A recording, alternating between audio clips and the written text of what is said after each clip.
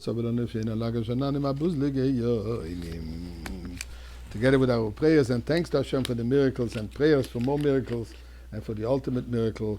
And obviously we have our dear soldiers and hostages in mind that they should all be freed, and all of us to be freed with Mashiach. You know, as parents, we are obviously preoccupied with the well-being, with the interest, with the present and the future of our children. We try to give them the best we can of everything, and in particular assuring that they get the best education. We don't spare any effort to get them into the top schools. Although today I'm not so sure what about those top schools they are, because many of those top schools are topsy-turvy, to say the least, excuse the pun. But nevertheless, we encourage them to be good students.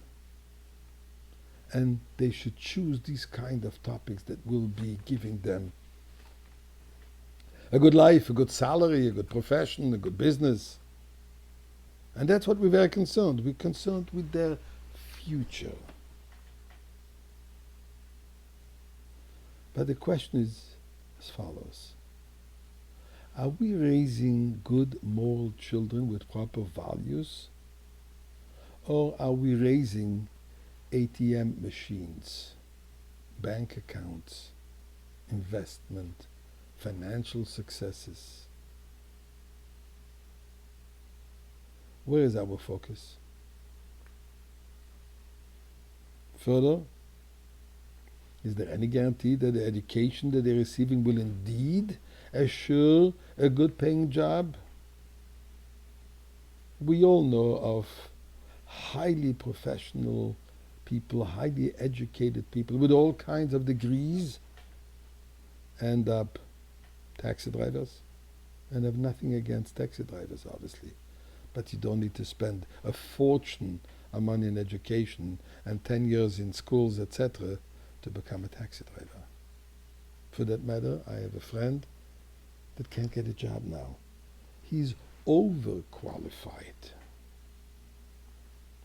From the other side, we all know amazing success stories about people who never made it through school.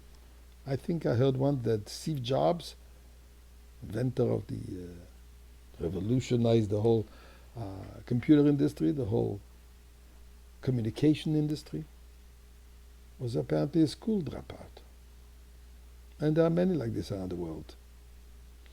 So here is an interesting thought that the Torah tells us about this matters. And obviously, Torah tells us about everything. And here is a mitzvah. God says, when you're coming into the end to enter the promised land, and you will be changing from two lifestyles, one which was living in the desert that you were taken care of from every aspect of your needs, food, drink, clothing, everything, shelter, everything was taken care by Hashem in a miraculous way. The man from heaven, the water from the well or from the roving stone, the clouds which protect him from the heat and from the cold, and the clothing which was taken care of by the clouds. I mean, they were totally taken care of, pampered. But now, as they enter to Eretz Yisrael, they're going to have to start working. They're going to have to start developing the agricultural economy. And here is what God says. 6 years, you should cultivate the land. And every 7th year, the land will be resting, and you will devote that year to study and the service of God. Then God says, but when you're going to ask the question, what will I eat on the 7th year when I cannot benefit from my produce?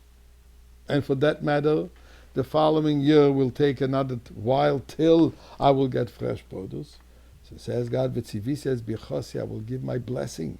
That on the 2nd year, if you make a commitment that you will keep the 7th year, the Shemitah year, you will see that on the 6th year, the year that agriculturally one would think that the land is tired after 6 years producing, it would give less fruit, says the Torah. No, you will see the miracle that will give enough for the 6th year, for the 7th year, and also for the 8th year until you're coming into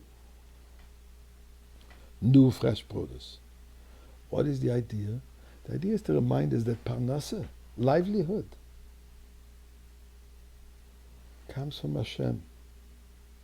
He's the one who guarantees us our well-being. He's the one who is assuring that we should be successful and have what we need.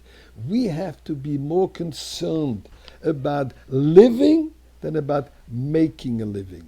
We should be more concerned about raising children with proper values, with proper Jewish education, with proper education in all fields of morality, of goodness, of kindness.